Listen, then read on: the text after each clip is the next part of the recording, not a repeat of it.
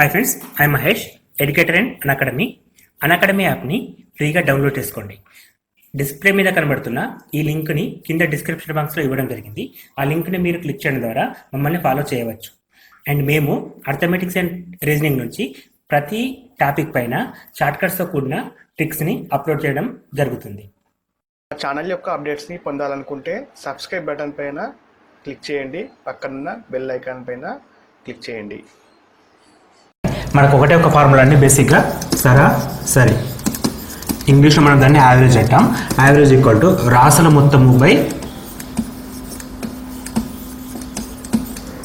రాసుల సంఖ్య, అంటే మొత్తం బై సంఖ్య. ఈ ఫార్ములా ద్వారా మనం ఎటువంటి ప్రాబ్లం అయినా సరే, సరాసరికి సంబంధించిన ఎటువంటి ప్రాబ్లం అయినా సరే ఈ ఒక్క బేసిక్ ఫార్ములా తోటి చేయొచ్చండి. సో ఏ విధంగా చేయొచ్చో కొన్ని ఎగ్జాంపుల్ తీసుకొని ప్రతిదానికి ఇది ఒక్కటే ఫార్ములా తోటి చేసి చూద్దామండి. సో రాసుల మొత్తము బై రాసుల సంఖ్య సరాసరి ఈక్వల్. ఫర్ ఎగ్జాంపుల్ ఎలా ఉంటాయి క్వశ్చన్స్ అంటే, 4 సంఖ్యల సరాసరి 16 అయినా వాటి మొత్తం ఎంత? సో 4 సంఖ్యల సరాసరి 16 అయితే వాటి మొత్తం టోటల్ అడుగుతున్నాడండి. సో 4 సంఖ్యలు, సో టోటల్ ఏమవుతుంది అప్పుడు మనకి? Total equal to 16 × 4 which means 64 వస్తుంది. సో అంటే మనకి ఇక్కడ ఒక రిలేషన్ ఐడెంటిఫై చేయడం ఇంపార్టెంట్. సో ఒకటి ఇచ్చి ఇంకొకటి అడుగుతాడండి. లైక్ ఇక్కడ మనకి సంఖ్యలు ఇచ్చాడు, సరాసరి ఇచ్చాడు, మొత్తం అడుగుతున్నాడు. సో అప్పుడు మనం ఏం చేస్తాం? ఈ ఫార్ములాలో సబ్స్టిట్యూట్ చేయడం ద్వారా రిమైనింగ్ ఏ వాల్యూ అవసరమో ఆ వాల్యూని ఫైండ్ అవుట్ చేయగలుగుతాం. సో ఇట్లా ఉండే ఫార్ములాస్ క్వశ్చన్స్ ఏ విధంగా ఉంటాయి, సమ్ ఎగ్జాంపుల్ తీసుకొని క్లియర్గా ఎక్స్ప్లెయిన్ చేసుకుందామండి. అండ్ వాటికి షార్ట్ కట్ మెథడ్స్ కూడా డిస్కస్ చేద్దాం. For example, find the average of all prime numbers in between 30 and 50. అంటే 30 నుండి 50 మధ్య గల ప్రధాన సంఖ్యల సరాసరి ఎంత? సో 30 నుండి 50 వరకు గల ప్రధాన సంఖ్యలు ఏమేమి అవుతాయి మనకు ఫస్ట్ తెలియాలి. సో వాటి కోసం మనకు తెలిసిన 30 నుంచి 50 అంటే 31 వస్తుందండి.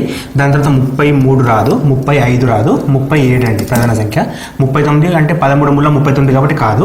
41, 43, 47, 49 కాదండి, ఎందుకంటే 45 కాదు, 47 కాదు. సో ఇవి ప్రధాన సంఖ్యలు 30 నుంచి 50 వరకు ఉంటాయి. సో ఎన్ని ఉన్నాయి? 1, 2, 3, 4, 5. సో ఎన్ని రాసులు? మొత్తం 5 రాసులు. ఇప్పుడు మనకి యావరేజ్ కావాలి. యావరేజ్ ఈక్వల్ టు రాసుల మొత్తము అంటే 31 + 37 + 41 + 43 + 47. సో ఒకసారి సమ్ చేద్దామండి. 1 + 7 8, 8 + 1 9, 9 + ఈ రెండు కలిపితే 10 అండి, అంటే 19. సో 1 క్యారీ 9 ఇక్కడ అండి. సో 1 తీసుకొచ్చి ఇక్కడ పెట్టుకుంటే 4, 4 + 3 7, 7 + 4 11, 15, 19, 199 వచ్చిందండి. సో 199 అనేది రాసుల మొత్తం. రాసుల సంఖ్యలు ఉన్నాయి? 5 ఉన్నాయండి. So average equal to 199/5. So 5 1s 5 3s 15, 4 ఉంటుంది 49, 5 9s 45, మళ్ళీ 4 ఉంటుంది 8 40 అవుతుంది, 5 8s 40. సో యావరేజ్ వచ్చేసి మనకి 38.4 రావడం జరుగుతుంది. సో యావరేజ్ అనేది రాసుల మొత్తం బై రాసుల సంఖ్యల ఫార్ములా తోటి ఈజీగా ఫైండ్ అవుట్ చేయొచ్చు. ఇంకొక ఎగ్జాంపుల్ చూద్దాం. మొదటి 20 సహజ సంఖ్యల సగటు ఎంత? సో మొదటి 20 సహజ సంఖ్యలు అంటే న్యాచురల్ నెంబర్స్ కంటే first natural numbers. So natural numbers అంటే ఎంతో చూపిస్తాం. ఇవి ఎక్కడ స్టార్ట్ అయితే 1 2 3 4 ... అప్ టు 20 అడుగుతున్నాడండి. సో 1 + 2 + 3 + ... ఇలా చేయడం కష్టం. రాసుల మొత్తం బై రాసుల సంఖ్య అంటే మొత్తం చేసేటప్పుడు ఇవన్నీ వాల్యూస్ ఫైండ్ అవుట్ చేయాలి. సో అవన్నీ సమ్ చేయడం చాలా కష్టం కాబట్టి మనకు తెలిసిన ఫార్ములాస్ కొన్ని ఉన్నాయి కదా. ఇది రాసుల మొత్తానికి మొదటి సహజ సంఖ్యల మొత్తం ఫార్ములా ఏంటి? n × n + 1/2. n × n + 1/2. ఇది యాక్చువల్గా మొత్తానికి ఫార్ములా. ఇది టోటల్ ఫార్ములా, టోటల్కి ఫార్ములా. కానీ మనకు అడుగుతున్న యావరేజ్ అంటే average equal to total by number కదా, total by number. So total ఎంత ఉంది? n × n + 1/2 బై నెంబర్ వచ్చేసి మనకు నెంబర్ అంటే రాసుల సంఖ్య. ఎన్ని రాసులు? 20 రాసులు అండి. ఇక్కడ 20 రాసులు అంటే మళ్ళీ n అవుతుంది కాబట్టి n గెట్ క్యాన్సల్. రిమైనింగ్ ఏమొస్తుంది మనకి? n + 1/2 వస్తుంది. సో ఇక్కడ n అంటే 20 అండి. So 20 + 1/2 which is equal to 21/2 which is equal to 10.5. So ఈ విధంగా సింపుల్గా చేయొచ్చండి. కొన్ని లాజిక్స్ తెలిస్తే మనకి. సో మొత్తం రాసుల సంఖ్య అంటే మొత్తం అన్నింటినీ యాడ్ చేయడం, తర్వాత మళ్ళీ 20/20 చేసిన సేమ్ ఆన్సర్ వస్తుంది. సో అంత పెద్దగా కూడా కష్టపడకుండా మనకు తెలిసిన ఫార్ములాస్ యూజ్ చేయడం ద్వారా ఈ ప్రాబ్లం చాలా వరకు సింపుల్ అయిపోతాయి. Okay, next question. మొదటి 20 సహజ 7 గుణిజాల సగటు ఎంత? Find the average of first 27 multiples. So 7 multiples అంటే ఎక్కడ స్టార్ట్ అవుతుంది? 7, 14, 21 and 28 అట్లా ఎన్ని రాయాలి మనం? ఇది 1 2 3 4 అంటే 7 రాయాలంటే 20 రాయాలంటే 20 × 7 140 నెంబర్స్ వస్తున్నాయి. సో వీటిని యావరేజ్ ఫైండ్ అవుట్ చేయమంటే some by total. Total by number అంటే మళ్ళీ 20. సో ఇంత పెద్ద ప్రాబ్లం చేయాలంటే సేమ్ మళ్ళీ రిస్క్ అండి. ఇప్పుడు లైక్ మనకి 7 + 14 + 21 + 28 అట్లా 140 వరకు యాడ్ చేయాలి, బై 20 చేయాలి. సో ఇట్లా చేయడం కష్టం కాబట్టి మనం ఇంత ముందుకు మెథడ్ ప్రకారం సింపుల్గా ఇక్కడ 7 కామన్ చేస్తే ఏమొస్తుంది, 1 + 2 + 3 + 20 వస్తుంది బై 20. సో ఇంత ముందుకు సేమ్ ప్రాబ్లం చేసాం మనం. ఇక్కడ మనం n×n+1 ఫార్ములా అప్లై చేయొచ్చు కాబట్టి n×n+1/2 అనేది మొదటి 20 సహజ సంఖ్యల మొత్తానికి ఫార్ములా, బై n అంటే సగటు అండి. So n get cancel, remaining 7 × n+1/2 వస్తుంది. సో 7 × n+1/2 అంటే n here 20 + 1 21/2 which is equal 10.5. 7 × 10.5 which is equal to 73.5. Why because 7 × 10 × 7 7 × 0.5 3.5 ఓవరాల్గా 73.5 రావడం జరుగుతుంది. సో ఇది ఆన్సర్ అండి.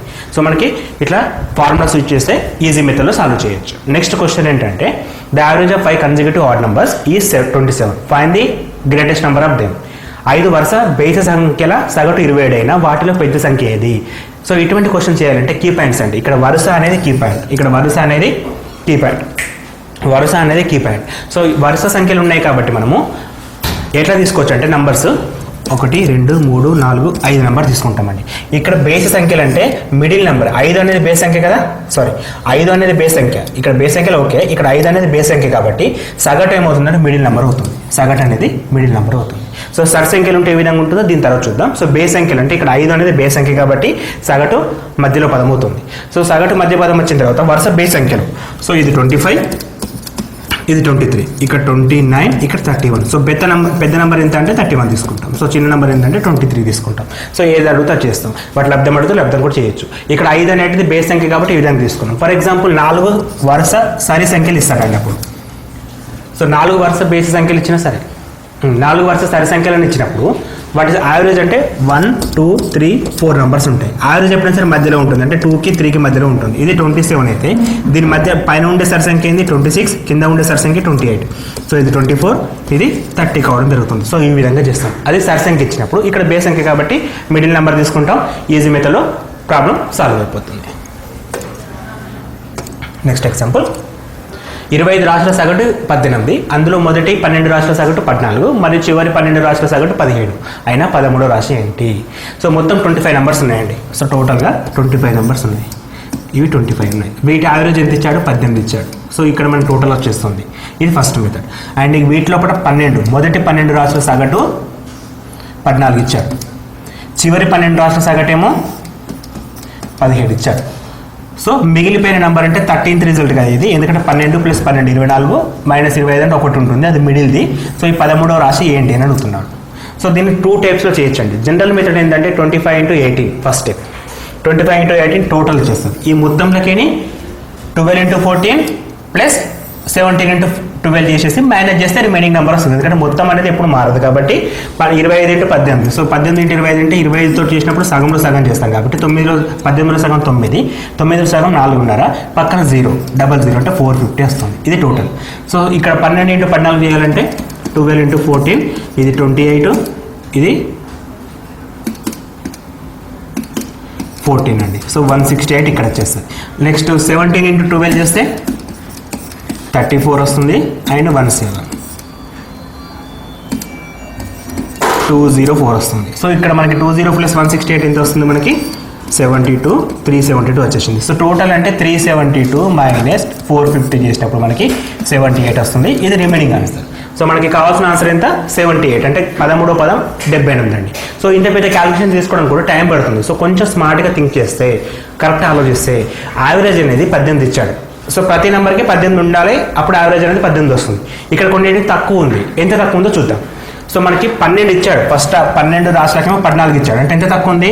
18 ఉండాల్సింది 14 ఉంది, అంటే 4 తక్కువ ఉంది. మొత్తం రాశులన్నీ 12 రాశులు. సో 12 × 4 = 48. ఇది ఫస్ట్ వాటికి తక్కువ పడ్డ నెంబర్ అండి. సో తర్వాత 13వ నెంబర్ కంపల్సరీ మళ్ళీ 18 ఉండాలి కాబట్టి 18 తీసుకుంటున్నాం. సో లాస్ట్ 12 నెంబర్ల విషయానికి వచ్చినప్పుడు ఇక్కడ 17 ఉంది, యాక్చువల్గా 18 ఉండాలి, అంటే ఒకటి తక్కువైంది. మొత్తం ఎన్ని ఉన్నాయి? 12 ఉన్నాయి. సో 12 × 1 12. సో 48 + 12 60, 60 + 18 78 రావడం జరుగుతుంది. సో ఇది ఈజీ మెథడ్ అండి. ఇది ఈజీ మెథడ్. సో ఈ విధంగా స్మార్ట్గా థింక్ చేసి కొంచెం ఆలోచించాలి. అసలు యావరేజ్ అంటే ఏంది? ప్రతి పదానికి సమానంగా ఉండాలి. కొన్ని పదాలు ఎక్కువ ఉంటాయి, కొన్ని పదాలు తక్కువ ఉంటాయి. సో ఎక్కువ ఉన్న వాటిని మైనస్ చేస్తాం, తక్కువ ఉన్న వాటిని యాడ్ చేస్తాం. సో ఫస్ట్ 12 పదాలకి 14 ఉంది, యాక్చువల్గా 18 ఉండాలి. సో 4 తక్కువైంది. 4 ప్లస్ ఎన్ని పదాలు? 12 పదాలు. సో 4 × 12 48. మధ్యలో దానికి 18 ఉండాలి. చివరి వాటికి 18 ఉండాల్సింది 17 ఉంది, అంటే 1 తక్కువైంది. సపోజ్ ఎక్కువ ఉంటే ఏం చేస్తాం? మైనస్ చేస్తాం. సో ఈ విధంగా చేయడం ద్వారా మనకు ఆ క్యాలిక్యులేషన్ పార్ట్ మొత్తం మిగిలిపోతుందండి. అసలు అట్లా చేయడం ద్వారా మిస్టేక్స్ కూడా అవుతాయి అప్పుడప్పుడు మనకి. ఎందుకంటే మల్టిప్లికేషన్ చేసేటప్పుడు ఎగ్జామ్లో కొంచెం ప్రెజర్లో ఫీల్ అవుతాం కాబట్టి చిన్న మిస్టేక్ అయినా ఆన్సర్ మొత్తం రాదు, ఇంకా అక్కడ టైం కూడా వేస్ట్ అయిపోతుంది. అలా కాకుండా స్మార్ట్గా థింక్ చేస్తే ఈజీ అయిపోతుంది. సో ఇది ఈజీ మెథడ్ అండి. నెక్స్ట్ క్వశ్చన్, 2, 7, 6 మరియు ఎక్స్ల యొక్క సగటు 5. 18, 1, 6 x, y యొక్క సగటు 10 అయినా XY విలువలు వరుసగా. సో మనకి ఇక్కడ 2 క్వశ్చన్స్ని క్లబ్ చేసి ఇచ్చాడు. సో ఫస్ట్ క్వశ్చన్ ఏంటంటే ఇక్కడ నుంచి ఇక్కడ వరకు ఉంది. సో 2, 7, 6 మరియు x సగటు 5 ఇచ్చాడు. సో మనకి యాక్చువల్గా 2 + 7 + 6 + x బై మొత్తం ఎన్ని 1, 2, 3, 4 కాబట్టి by 4 = 5. So total by number = average. So 2 + 7 9, 9 + 5 15 plus x = 4 × 5 20. So x = 20 - 15 which is = 5 వస్తుంది. సో x విలువ 5 వచ్చేసింది. సో మనకి 2 అడిగాడు x, y. సో సెకండ్ క్వశ్చన్లో x వాల్యూ 5 రాస్తున్నాను ఇప్పుడు నేను. సో 5 రాస్తే same number 18 + 1 + 6 + 5 + y by total ఎన్ని ఉన్నాయి 1 2 3 4 5. 5 = యావరేజ్ 10 ఇచ్చాడు. సో 19 25 30. 30 + y బై 5 అంటే ఇటు పంపించేద్దాం. 5 × 10 50 వస్తుంది. అప్పుడు y = ఏమవుతుంది? 30 వెళ్తే మైనస్ కాబట్టి 50 - 30 = 20 వస్తుంది. సో x = 5 వచ్చింది, y = 20 వచ్చింది. సో ఈ విధంగా క్లబ్ కూడా అడుగుతాడు క్వశ్చన్స్ని. రెండింటిని కలిపి ఒక క్వశ్చన్ అడగడం జరిగింది. సో ఇది కూడా చేసే ప్రొసెస్ కూడా ఒకటే formula, sum by total. Next question, ఏబీసీల వయసులు వరుసగా ఏ, బి, సిల వయసుల సగటు 25 సంవత్సరాలు. వారి వయసుల నిష్పత్తి 7:5:3 అయినా సి వయసు ఎంత? ఏబీసీల సగటు ఇచ్చాడు, అంటే మొత్తం ముగ్గురు ఉన్నారు, అంటే A + B + C / 3 = 25. సో అక్కడ మనకి A + B + C = ఎంత వస్తుంది? 75 వచ్చేసింది. సో సమ్ అనేది 75 వచ్చింది. సో నిష్పత్తి మనకి 7, 5, 3 ఇచ్చాడు, అంటే యాక్చువల్ నెంబర్స్ ఏమైతాయి? ఇది 7x, ఇది 5x, ఇది 3x. సో మనకి మొత్తాన్ని కలిపేసి 75 ఇచ్చాడు కాబట్టి 12 + 5 15x = 75. సో x = ఎంత వస్తుంది? 75/5 అంటే 5 వచ్చేసింది. సో ఇప్పుడు అడిగింది సి వయసు. సి అంటే 3x అండి. 3x అంటే 3 × 5 15. బి వయసు అడిగితే 5x, 5 × 5 25. సో ఏ వయసు అడిగితే 7x, 7 × 5 35. 25 + 35 60 + 15 = 75 which is by average = 25. So మన క్వశ్చన్ని ఏ విధంగా అడిగినా రౌండెడ్ చేయొచ్చు. సో మనకి బేసిక్ మీద గ్రిప్ ఉన్నప్పుడు మాత్రమే పాసిబుల్ అవుతుంది. సో సింపుల్గా యావరేజ్ అంటే రాశుల మొత్తంపై రాశుల సంఖ్యను గుర్తుపెట్టుకొని ఏ విధంగా అడిగితే ఆ విధంగా కన్వర్ట్ చేసుకుంటూ వెళ్ళాలి. కొంచెం హయ్యర్ లెవెల్ ప్రాబ్లమ్స్ కూడా చూద్దాం. సో ఇక్కడ క్వశ్చన్ ఏమంటుంటే 16 సంఖ్యల సగటు 92 మరియు ఇంకొక 16 సంఖ్యల సగటు 29 అయినా ఆ సంఖ్యల సగటు విలువ ఎంత? సో మనకి ఇక్కడ 2 క్వశ్చన్స్ సేమ్ ఇంతకుముందు చేసినట్టే. మొదటి 16 సంఖ్యలు, చివరి 16 సంఖ్యలు అనుకుందాం. సో మొత్తం 16 సంఖ్యల సగటు 92 ఇచ్చాడు కాబట్టి మొత్తం ఏమవుతుంది? 16 × 92 చేస్తే ఒక నెంబర్ వస్తుంది. నెక్స్ట్ టైం ఇచ్చాడు ఇంకొక 16 సంఖ్యల సగటు ఇచ్చాడు, 16 × అగైన్ 29. ఇప్పుడు ఒక నెంబర్ వస్తుంది. వీటి యావరేజ్ తీసుకోమంటున్నాడు ఇప్పుడు. సో అంటే ఓవరాల్గా సగటు ఎంత? ఓవరాల్గా సగటు అంటే మొత్తం నెంబర్ వచ్చేసి ఇక్కడ సమ్ ఎక్స్ వచ్చింది అనుకుందాం, ఇక్కడ వై వచ్చింది అనుకుందాం. x + y / 16 + 16 32 చేయాలి. ఇది ప్రాసెస్. సో ఇలా చేయాలి అంటే మనం ఇక్కడ వచ్చిన నెంబర్ అలాగే తీసుకుందాం. 16 × 92 ప్లస్ 16 × 29 / 32. సో రెండింటిలో 16 కామన్ తీస్తే 92 + 29 / 32. సో 16 16 ఇంట్లో. సో ఇక్కడ మనకి ఏమవుతుంది? 92 + 29 అంటే 9 + 1 11 121/2 విచ్ ఇస్ ఈక్వల్ టు 60.5 60.5 రావడం జరుగుతుంది. సో 60.5 అంటే 3. ఇది ఒక మెథడ్ అండి. దీన్ని ఇంతకంటే పెద్ద అంటే ఇంత థింక్ చేయాలా అని ఆలోచించినప్పుడు ఇంకొక రకంగా కూడా థింక్ చేయొచ్చు. ఇంకా షార్ట్ కట్ వేయాలి. ఏ విధంగా ఉందంటే ఇక్కడ నంబర్స్ సేమ్ ఉన్నాయి, గమనించండి ఒకసారి. 16 16.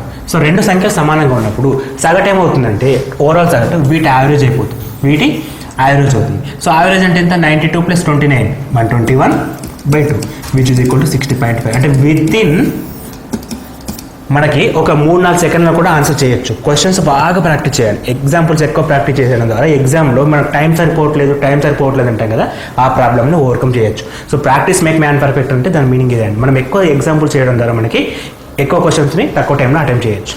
నెక్స్ట్ క్వశ్చన్, 40 10 25, 20, 35ల మరియు ఎక్స్ల యొక్క సగటు 25 అయితే ఎక్స్ విలువ ఎంత?